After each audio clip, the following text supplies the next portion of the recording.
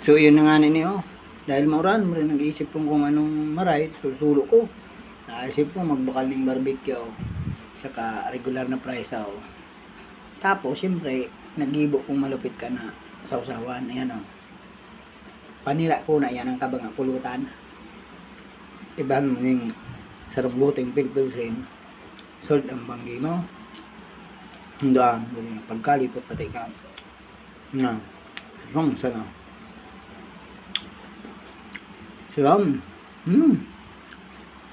Hindaan. Ayan na baga.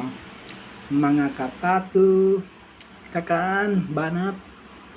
Bago mag-inom ka ipuhan, magkakan mo na din doon paglingawan ka kan, may pandaman ka mo sa alak. Diba? Maranak mo, punan na, tapapanak maray. Ready ang pulutan tsaka sarong bote, pampa-relax.